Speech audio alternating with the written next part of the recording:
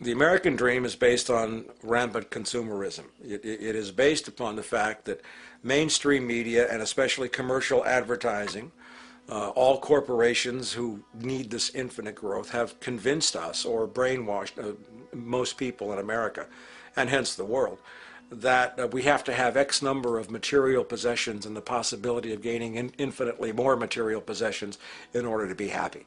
That's just not true. So why do people continue to buy in this way, which is ultimately eco-genocidal in its systemic effects cumulatively? And it just is classical operant conditioning. You simply put inputs of conditioning into the organism, and you have outputs of desired behaviors or goals or objectives. And it has all the resources of technology. And they boast about how they get into the minds of infants. What they hear is already making them conditioned to the brand.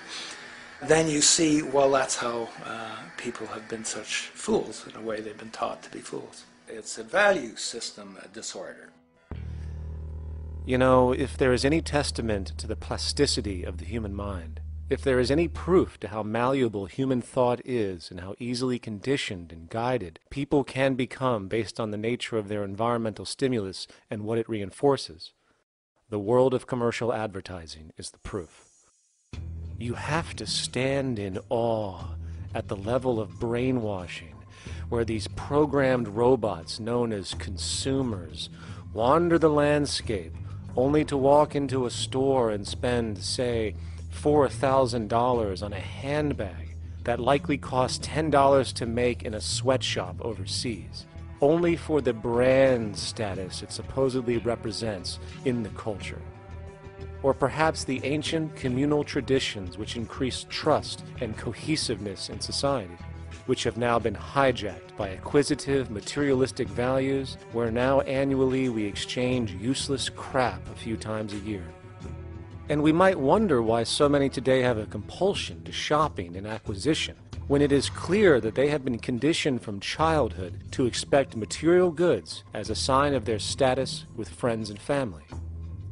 The fact is, the foundation of any society are the values that support its operation, and our society, as it exists, can only operate if our values support the conspicuous consumption it requires to continue the market system. 75 years ago, consumption in America and much of the First World was half of what we see today per person. Today's new consumer culture has been manufactured and imposed due to the very real need for higher and higher levels of consumption. And this is why most corporations now spend more money on advertising than the actual process of product creation itself. They work diligently to create a false need for you to fill, and it happens to work.